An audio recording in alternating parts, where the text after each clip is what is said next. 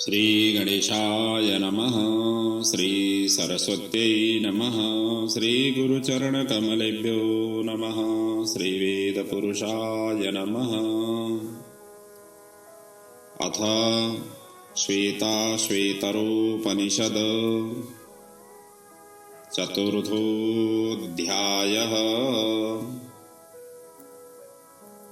यो ब्राह्मणं विदधाति पूर्वं यो वै वेदां स प्रणोति तस्मै तमहं देवम् आत्मबुद्धिप्रकाशं मुमुक्षुर्वै शरणमहं प्रपद्ये। ॐ असतो मा सद्गमयः तमसो मा ज्योतिर्गमयः मृत्युर्मा अमृतं गमयः। ओम शांति शांति शांति। आइए हम श्वेताश्वेतरोपनिषद के ऊपर चिंतन मनन करते हुए आ रहे हैं। आज से हम चतुर्थ अध्याय में प्रवेश हुए हैं। कुल इसमें 6 अध्याय है और इसके 6 अध्याय के अंदर कुल 113 मंत्र है और ये चतुर्थ अध्याय में कुल 22 मंत्र है। ऐसा अद्वितीय अद्भुत विशिष्ट श्रेणी में माना गया ये श्वेतारोपनिषद अपने आप ही गहनतम विषय वस्तु के कारण इसकी चिंतन मनन विभिन्न विद्वानों ने अपने अपने अभिमत प्रकट करते हुए इसका व्याख्या और विश्लेषण किया हुआ है। वैसे भी उपनिषद का विषय वस्तु ही ब्रह्म चिंतन है।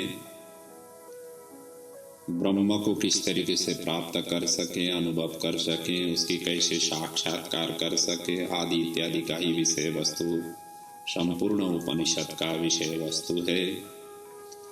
ऐसा अद्वितीय अद्भुत जिसकी हम लालसा में तलाश में अनेक साधना उपासना आराधना करते हुए उसकी खोज अन्वेषण और प्राप्ति के लिए अनवरत रूप से लगे हुए हैं। ऐसे मुमुक्षु साधक जन के लिए तो अत्यंत ब्रह्मास्त्र की ही तरह उपनिषद सिद्ध कर देती है।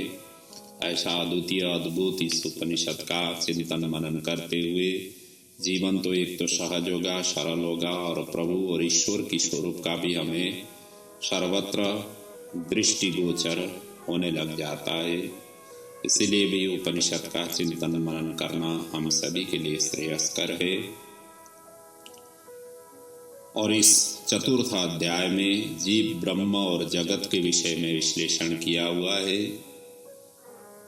जीव और शिव किस तरीके से विराजते हैं, कहाँ कैसे ठहरे हुए हैं, किस तरीके से वो रहते हैं, किस तरीके से व्यवहार करते हैं आदि इत्यादि का गहनतम चिंतन इस चतुर्थ अध्याय में है। आइए अब इस प्रत्येक मंत्र की भाव चिंतन मनन करते हुए प्रसंग को आगे बढ़ाएं।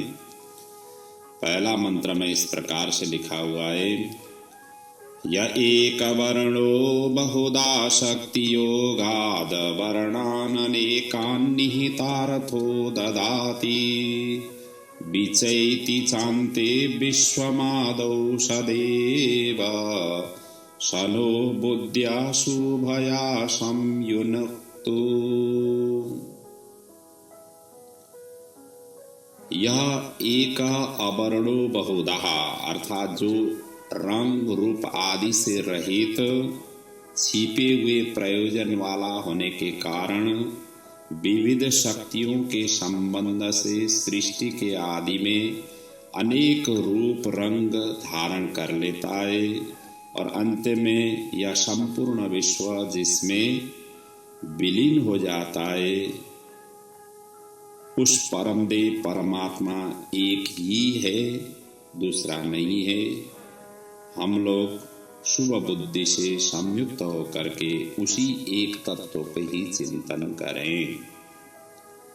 कहने का मतलब जो परब्रह्म परमात्मा अपने निराकार स्वरूप में रूप रंग आदि से रहित होकर के सृष्टि के आदि में किसी अज्ञात प्रयोजन से अपनी स्वरूपभूत नाना प्रकार की शक्तियों के संबंध से अनेक रूप रंग आदि धारण करते हैं, है वो निराकार, लेकिन सृष्टि विस्तार के क्रम में वो अनेक रूप भी धारण कर लेते हैं। इसलिए प्रभु का स्वरूप साकार निराकार दोनों ही तरीके से पूजा और उपासना किया जाता है। और अंत में यह संपूर्ण जगत जिनमें विलीन हो जाता है। प्रलय के अंतिम में निषेध शेषो अर्थात शेष रहने वाले भी प्रभु ही है,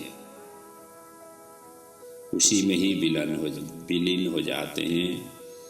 मतलब सारा विश्व ब्रह्मांड ही उसी में ही विलय हो जाता है, जो बिना किसी अपने प्रयोजन के जीवों का कल्याण करने के लिए ही उनके कर्मानुसार इस नाना रूप रंग वाले जगत की रचना पालन और संहार करते हैं।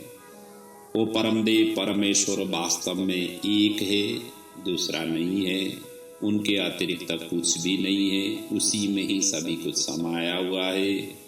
वो हमें शुभ बुद्धि से युक्त करें। इस तरीके से यह अध्याय का पहला श्लोक एक तरह से उस प्रभु परमात्मा की प्रार्थना की हुई है, हमारी बुद्धि को शुभ करें, हम उस तत्व की प्राप्ति के लिए हम सबल बने, इस प्रकार से प्रार्थना की गई है। और आगे की मंत्रों में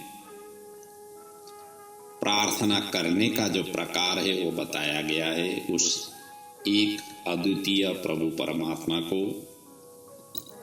और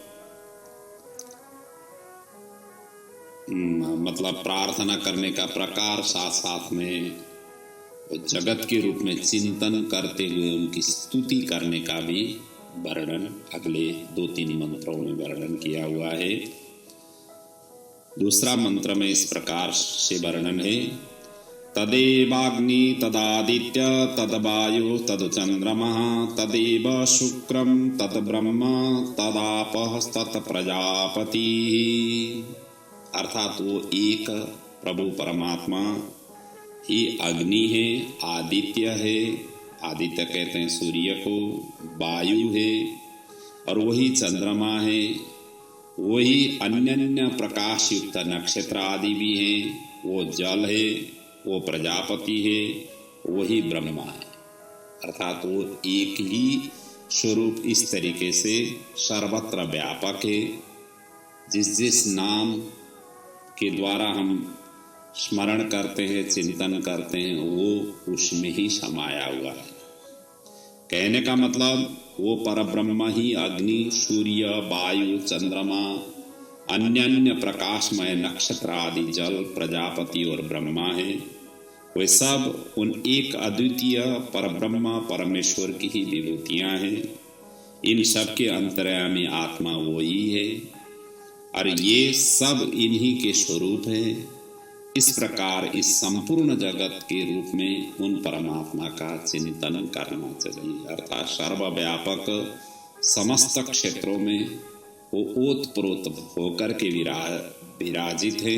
इस तरीके से उपासना, आराधना, चिंतन, मनन करना चाहिए। इस प्रकार की भाव ये दूसरे मंत्र में दिया हुआ है। तीसरा मंत्र में कहा हुआ है, त्वं स्त्री त्वं पुमानसी त्वं कुमार उत वा कुमारी त्वं जीर्णो दंडेन वंचसी त्वं जातो भवसि विश्वतो मुखः। त्वं अर्थात तू स्त्री है, तू पुमान है, पुरुष है, तू कुमार है या कुमारी है, तू जीर्ण अर्थात बूढ़ा होकर के, दंडेन अर्थात लाठी के सहारे, अंचसी अर्थात चलता है, और तू ही विराट रूप में प्रकट होकर के सब और मुख वाला हो जाता है। अर्थात जीव की अनेक अवस्था में वही प्रभु परमात्मा ही साथ साथ में चलते हैं। चाहे स्त्री में हो, चाहे पुरुष में हो, चाहे कुमार मतलब कौमार अवस्था हो, युवा अवस्था हो, चाहे वृद्ध अवस्था हो, किसी भी अवस्था में, किसी भी समय में, किसी भी उम्र में वो प्रभु ही साथ साथ चलते रहते हैं। तो कहने का मतलब वो सर्वेश्वर है, सर्वव्यापी है, और वही स्त्री भी है, वही पुरुष भी है, वही कुमार है, वो कुमारी है, वो अनेक रूप वाला है, कोई एक रूप में वो सीमित नहीं है। अर्थात इन सब के रूप में वही प्रभु परमात्मा ही प्रकट हो रहे हैं। वही बूढ़े होकर लाठी के सहारे चलते हैं और वही बुड्ढों के रूप में अभिव्यक्त है।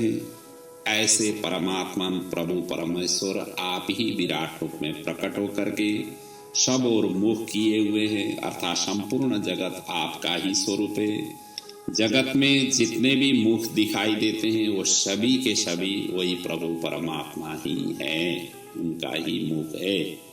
इस तरीके से उपासना आराधना करनी चाहिए, ये भाव है। चौथे मंत्र में कहा हुआ है, नीलः पतंगो हरितो लोहिताक्ष तडिद गर्भरीतव समुद्रः अनादिमत्वं विभुत्वेन वर्तसे यतो जातानि भुवनानि विश्वा। अर्थात वो प्रभु परमात्मा नील वर्ण पतंग है, हरे रंग का और लाल आंख वाला पक्षी है। मेघ बसंत आदि ऋतु सप्त समुद्र के स्वरूप में वही विराजित हैं, क्योंकि उससे ही संपूर्ण लोक उत्पन्न हुए हैं और अनादि प्रकृतियों का स्वामी और व्यापक रूप से सब में विद्यमान है। अर्थात जो जड़मय स्वरूप जितने भी प्रकृति मंडल है वो सभी के सभी में भी वही प्रभु परमात्मा ओतप्रोत होकर के विराजित है। वही वृक्ष है, वही लता है, वही नदी है, वही समुद्र है, सर्वत्र वही है। तो कहने का मतलब यही है कि वही प्रभु परमात्मा ही नील रंग के पतंग, यहाँ तो ये संकेत दिया गया है, ये जो यहाँ वर्ण का उच्चारण किया हुआ है इसका मतलब संकेत समझना चाहिए। सांकेतिक लक्षण अर्थ से उन स्वरूपों का सर्वव्यापक रूप से चिंतन करना चाहिए। तो नीले रंग के पतंग, हरे रंग और लाल आंख वाले पक्षी, तोते भी आप ही हैं। आप ही बिजली से युक्त मेघे, बसंत आदि सब ऋतुआं और सप्त समुद्र भी आपके ही रूप है। इन नाना प्रकार के रंग रूप वाले समस्त जड़ चेतन पदार्थ के रूप में भी आप ही देख रहा हूँ, अर्थात उन्हीं को ही देख रहा हूँ। इस तरीके से उपासना आराधना करना चाहिए, क्योंकि आपसे ही समस्त लोक और उनमें निवास करने वाले संपूर्ण जीव समुदाय प्रकट हुए हैं। व्यापक रूप से आप ही सब में विद्यमान है और अव्यक्त जीव रूप अपनी दो अनादि प्रकृति, जिसको परा और अपरा कहा हुआ है, उसके स्वामी भी आप ही हैं। एकमात्र आपको ही मैं सब में, सब रूप में, सब स्वरूप में आपको देख रहा हूँ, अनुभव कर रहा हूँ। इस तरीके से चिंतन मनन करना चाहिए। अब यहाँ दो प्रकृति परा और अपरा के विषय में वर्णन आया। उनके भी स्वामी प्रभु परमात्मा ही हैं। इसका और भी स्पष्ट करते हुए अगले मंत्र में कहा हुआ है, अजामेकं लोहिता शुक्ल कृष्णं बन्नी प्रजा सृजमानं स्वरूपः अजो एको जुषमाणानुशेते जहातेनं भुक्तभोगाम् अजोन्यः। स्वरूपः बन्निः प्रजाः सृजमानां लोहित शुक्ल कृष्णाम् एकाम् अजां हि एक अजः जुषमाणा अनुशेते अन्य अजः एनाम भुक्त भोगाम जहाति। अब प्रभु परमात्मा और जीव जीवात्मा और परमात्मा, इन दोनों के भेद यहाँ पर वर्णन कर रहे हैं। वस्तुतः जीवात्मा और परमात्मा के लिए कई नामों से इनकी उपासना आराधना विभिन्न शास्त्रों में विभिन्न तरीके से इसका नाम दिया गया है। कहीं आत्मा और परमात्मा कहा हुआ है, कहीं जीवात्मा और परमात्मा कहा हुआ है, कहीं ये शुक्ल और कृष्ण के रूप में वर्णन किया हुआ है, कहीं उसको दिन और रात के रूप में वर्णन किया हुआ है, कहीं और ये दो पक्षी के रूप में वहाँ पर वर्णन किया हुआ है, कहीं क्षर और अक्षर के रूप में वर्णन किया हुआ है, कहीं परा और अपरा के रूप में वर्णन किया हुआ है। एक ही विभिन्न नाम देखते हुए ये समझाने की कोशिश की गई है। अनेक ढंग से इनकी उपासना तो की जा सकती है, लेकिन स्वरूप एक ही है। इसी बात को यहाँ पर वर्णन कर रहे हैं। अपने ही सदृश अर्थात त्रिगुणमय बहुत से भूत समुदाय को रचने वाली लाल सफेद काले रंग की अर्थात त्रिगुणमयी एक अजह अजन्मा अनादि प्रकृति को निश्चय ही एक अज्ञानी जीव आसक्त हुआ भोगता है, और दूसरा अजह ज्ञानी महापुरुष इस भोगी हुई प्रकृति को त्याग देता है। अर्थात एक तो मुक्त होकर के विचरण करते हैं, एक बंधन होकर के विचरण मतलब अपने व्यवहार करते हैं। जो मुक्त हुए हैं उनका कल्याणी कल्याण, जो बंधन में आकर के जो कार्य करते हैं उनका हमेशा हमेशा जीवन की संस्कृति चक्र में वो भटकता ही रहता है। इसी बात को यहाँ पर स्पष्ट किया हुआ है। त्रिगुणात्मिक जो माया है ये किसी को छोड़ती नहीं है, लेकिन एक इससे ऊपर उठ करके चलते हैं, एक इसके अंदर में ही चलते रहते हैं। जो अंदर में चलते हैं वो बंधन में पड़ जाते हैं, जो इसके ऊपर उठ करके चलते हैं वो सदा सदा के लिए मुक्त और अमर पद अमृत तत्व की प्राप्ति कर लेते हैं। ये इसी भाव को इस सूत्र में वर्णन किया हुआ है। तो इन दोनों प्रकृतियों में एक तो वह है जिसका गीता में अपरा नाम से उल्लेख किया हुआ है और जिसके 8 भेद वहाँ पर किए गए हैं। अपने अधिष्ठाता परमदेव परमेश्वर की अध्यक्षता में अपने ही सदृश त्रिगुणमय असंख्य जीव देहों को उत्पन्न करती है। त्रिगुणमयी और त्रिगुणात्मिका होने से इसे 3 रंग वाली कहा हुआ है, जिसको सत्व रज और तम ये 3 नाम दिए गए हैं। ये 3 गुण के ही 3 रंग है। सत्व गुण निर्मल प्रकाशक और उसे श्वेत भी माना हुआ है। रजोगुण रागात्मक और इसीलिए उसका रंग लाल माना गया है। तमोगुण अज्ञान रूप होने से उसका कृष्ण वर्ण कहा हुआ है। इन तीनों गुणों को लेकर ही प्रकृति को सफेद लाल और काले रंग की और स्वरूप में चिंतन मनन हुआ है। और उस वहीं पर गीता में और भी कहा हुआ है, जीव रूप परा और चेतन प्रकृति के नाम से, क्षेत्रज्ञ के नाम से, अक्षर पुरुष के नाम से वहाँ पर वर्णन किए हुए हैं। उसके भी 2 भेद हैं। एक तो वो है जीव जो उस अपरा प्रकृति में आसक्त होकर के उसके साथ एक रूप होकर के उसके विचित्र भोगों को अपने कर्मानुसार भोगते हैं, और दूसरा समुदाय उन ज्ञानी महापुरुषों की ओर लक्ष्य करते हुए वर्णन किया हुआ है, जिन्होंने इसके भोगों को भोग करके उसे निस्सार और क्षण भंगुर समझ करके उसका सर्वथा परित्याग कर दिया है। और ये दोनों प्रकार के जीव स्वरूपतः अजन्मा और अनादि है, इसलिए इसे अज नाम से मतलब अज नाम दिया हुआ है, अज नाम से पुकारा गया है।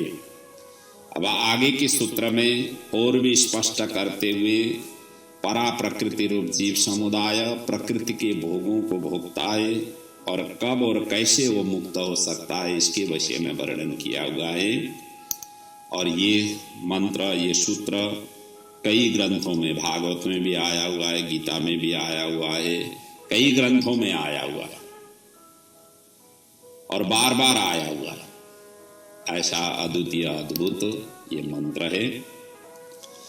हम भी चिंतन करें श्रवण करें। द्वासु पूर्णा सयुजा सखाया समान वृक्षं परिशस्व जाते तयो अन्य पिप्पलं स्वाद बत्यन् अस्नन् अन्यो अविचाकसीति। सयुजः सखायः सुपर्णः समानं वृक्षं परिशस्व जाते तयो अन्यः पिप्पलं स्वादो अतिः अन्यः अनस्नन् अभिचाकसीति। अर्थात सयुजा अर्थात साथ साथ रहने वाले, परस्पर स्वभाव रखने वाले दो पक्षी, एक पक्षी का नाम जीवात्मा है और दूसरा पक्षी का नाम है परमात्मा। ये एक ही वृक्ष अर्थात एक ही शरीर में आश्रय लेकर के रहते हैं। हमारे शरीर में दो पक्षी है और इस शरीर को पीपल वृक्ष का यहाँ उपमा दिया हुआ है। इस शरीर में दो पक्षी रहते हैं, एक तो जीवात्मा है और दूसरा परमात्मा है। अब ये क्या कैसे व्यवहार करते हैं इसका आगे वर्णन कर रहे हैं।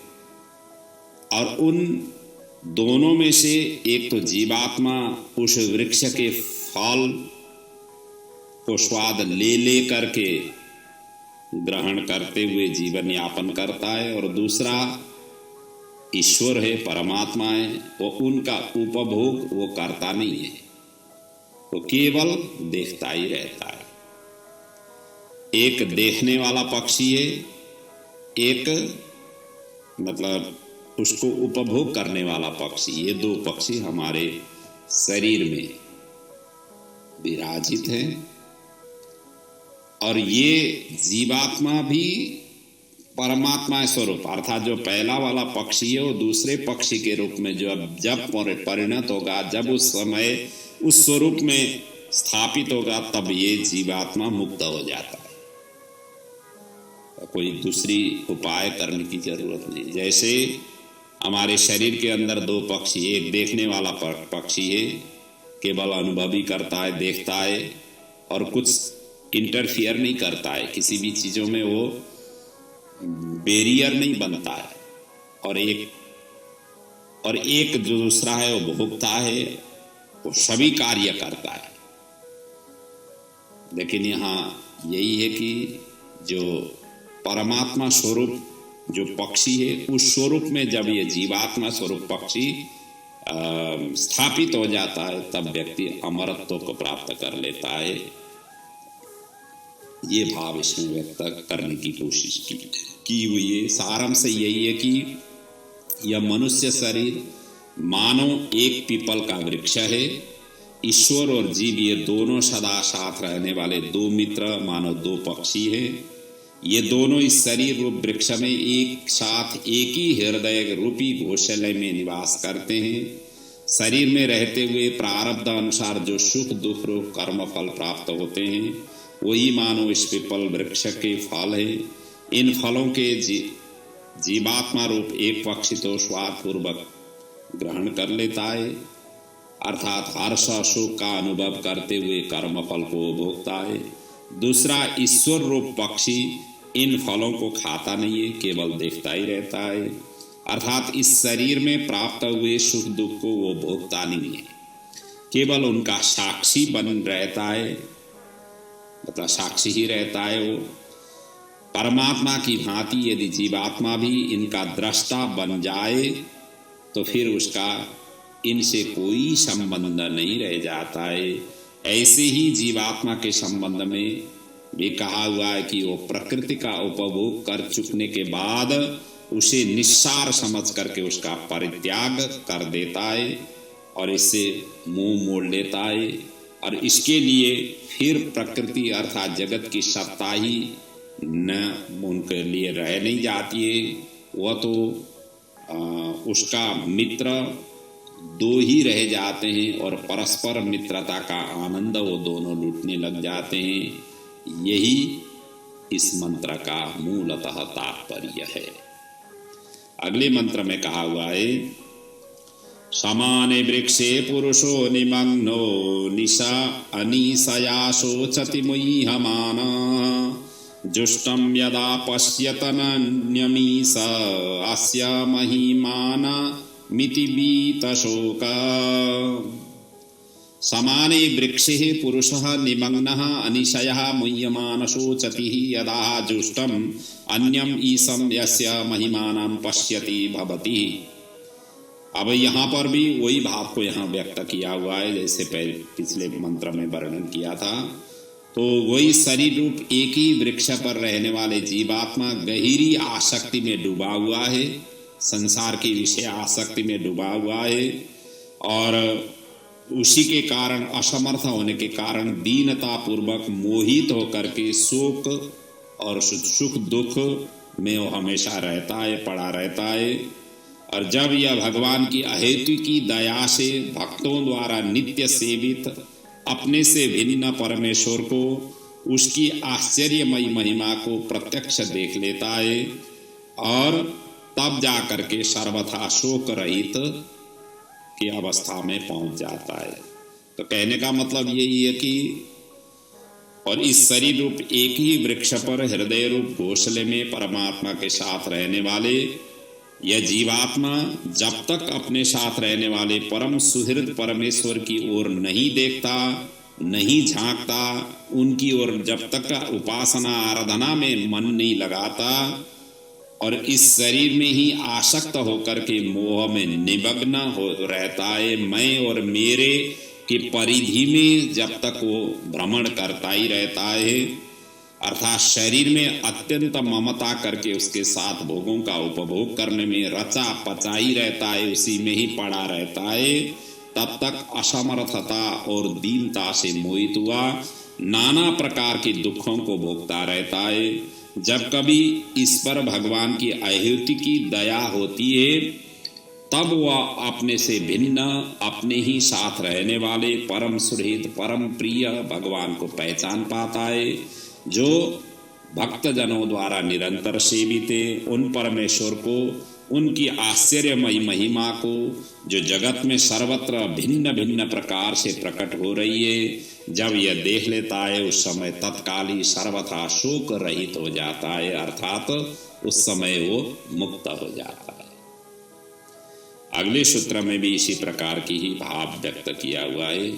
ऋचोक्षरे परमे व्योमान यस्मिन् देवादि विश्वे निषेदो यस्तं न वेद किमृचा करिष्यति य इत्त विदुस्त इमे समासते। अर्थात जिसमें समस्त देवगण भलीभांति स्थित है, उस अविनाशी परम व्योम परम धाम संपूर्ण वेद स्थित है, जो उसको नहीं जानता वह वेदों के द्वारा क्या सिद्ध कर पाएगा, और जो उसको जानते हैं तो ये सम्यक प्रकार से उसी में स्थित हो जाते हैं। अर्थात प्रभु परमात्मा को जिन्होंने जब तक नहीं जाना, उनको अनेक शास्त्र पढ़ने से भी वो नहीं जान पाएंगे। कहने का मतलब सभी जब तक वो अनुभव प्राप्त नहीं कर पाता है तब तक अनेक तरह से वो भटकता ही रहता है, और जब उसको अनुभव हो गया, प्राप्त हो गया, फिर ये भटकना वो बंद कर लेता है। इस प्रकार की ही भाव इसमें व्यक्त किया हुआ है। अर्थात परमेश्वर की जिस अविनाशी दिव्य चेतन परम आकाश रूप परम धाम में समस्त देवगण अर्थात उनके परमात्मा के पार्षदगण उन परमेश्वर की सेवा करते हुए जिसमें निवास करते हैं, वही समस्त वेद भी पार्षदों के रूप में मूर्तिमान होकर के भगवान की सेवा करते हैं। जो मनुष्य उस परम धाम में रहने वाले परब्रह्म पुरुषोत्तम को नहीं जानता और इस रहस्य को भी नहीं जानता कि समस्त वेद उन परमात्मा की सेवा करने वाले उन्हीं के ही अंगभूत पार्षद हैं, और वेदों के द्वारा अपना क्या प्रयोजन सिद्ध करेगा, अर्थात उन जब तक ये नहीं जान पाता है वेदों के द्वारा वो क्या सिद्ध कर पाएगा, अर्थात कुछ भी कर नहीं पाएगा, कुछ भी सिद्ध कर नहीं पाएगा। और जो उन परमेश्वर परमात्मा को तत्वों से वो जान लेते हैं तो उस परम धाम में ही सम्यक प्रकार से वो स्थित रहते हैं, अर्थात वहां से वो कभी नहीं लौटते हैं, कभी नहीं हिलते हैं। ये भाव है। अगले सूत्र में भी उसी प्रकार की भाव व्यक्त किया हुआ है। छंदांसि यज्ञाः क्रतवो व्रतानि भूतं भव्यं यच्च वेदा वदन्ति अस्मान्मायी सृज्यते विश्वमेतत् तस्मिन् सान्यो माययांशं निरुद्ध। अर्थात छंद, यज्ञ, क्रतु, नाना प्रकार के व्रत और जो भी भूत, भविष्य और वर्तमान में वेद ने वर्णन कर, मतलब वेदः अर्थात वेदः वर्णन करते हैं, इस संपूर्ण जगत को प्रकृति का अधिपति परमेश्वर से ही रचता है और दूसरा जीवात्मा उस प्रपंच में माया के द्वारा भली भांति बधा हुआ है। अर्थात प्रभु ने ही ये सारा कुछ रचना किया हुआ है और जो जिसने प्राप्त, मतलब प्रभु का जिसने अनुभव और ज्ञान प्राप्त नहीं किया हुआ है और ये प्रभु ने किया हुआ जो रचना है, जो व्यापकता है, उसी में ही वो बद्ध करके आसक्त होकर के विचरण करता है। तो इसीलिए यहाँ पर कहा हुआ है कि इस मंत्र में समस्त वेद मंत्र रूप छंद, यज्ञ, क्रतु और विशेष प्रकार के यज्ञ, नाना प्रकार के व्रत, शुभ कर्म, सदाचार और उनके नियम और भी जो कुछ भी भूत, भविष्य, वर्तमान के पदार्थ हैं जिनका वर्णन वेदों में पाया जाता है, इन सब को प्रकृति के अधिष्ठाता परमेश्वर ही अपने अंशभूत इस पहले बताए हुए पंचभूत आदि तत्व समुदाय से रचते हैं। इस प्रकार रचे हुए उस जगत में अन्य पहले बताए हुए ज्ञानी महापुरुषों से भिन्न जीव समुदाय माया के द्वारा बंधा हुआ है। जब तक वह अपने स्वामी परमदेव परमेश्वर को साक्षात्कार नहीं कर लेता है, तब तक उसका इस प्रकृति से छुटकारा नहीं हो सकता है। मनुष्य को उन परमात्मा को जानने और पाने की उत्कट अभिलाषा निरंतर होना चाहिए और इसी के लिए ही साधना निरंतर करना चाहिए, तब जा कर के वो प्राप्ति कर पाते हैं। और अगले सूत्र में भी वर्णन उसी प्रकार की है। मायां तो प्रकृतिं विद्यान् मायिनं तो महेश्वरम् तस्यावयवभूतैस्तु व्याप्तं सर्वमिदं जगत्। और यहाँ कहा हुआ है माया तो प्रकृति को समझना चाहिए और मायिनम जो मायापति है वो महेश्वर को समझना चाहिए। उसी के अंगभूत कार्य कारण समुदाय से यह संपूर्ण जगत व्याप्त हो रहा है, इस प्रकार से समझना चाहिए। और जिसकी माया के नाम से वर्णन हुआ है वो तो भगवान की शक्ति स्वरूपा है और उस माया नाम से कही जाने वाले शक्ति रूपा प्रकृति का अधिपति परब्रह्म परमात्मा महेश्वर है। और इस प्रकार इन दोनों को अलग अलग समझना चाहिए। उस परमेश्वर की शक्ति रूपा प्रकृति के ही अंगभूत कारण कार्य समुदाय से यह संपूर्ण जगत व्याप्त हो रहा है, इस प्रकार से उपासना आराधना करनी चाहिए। जो इस प्रकार से आराधना उपासना करते हैं वो सर्वथा ही मुक्त हो जाते हैं। जो इस लेवल में, इस अवस्था में, इस प्रकार से जो चिंतन मनन कर नहीं पाते हैं वो बंधन में पड़े ही रहते हैं और बंधन में पड़े हुए व्यक्ति का मुक्ति संभव नहीं है और उनका कैवल्य प्राप्ति नहीं है। ये तो सर्वत्र व्यक्त किया हुआ ये। और इसी के साथ आज के प्रसंग को मैं यहाँ पर विराम दे रहा हूँ। यहाँ तक में हमने 10 मंत्रों का चिंतन मनन किया और ये चतुर्थ अध्याय में कुल 22 मंत्र हैं। बाकी के मंत्र के चिंतन मनन अगले पड़ाव में करेंगे। ओम पूर्णमदः पूर्णमिदं पूर्णात् पूर्णमुदच्यते पूर्णस्य पूर्णमादाय पूर्णमेवावशिष्यते। ओम शांति शांति शांति। ओम।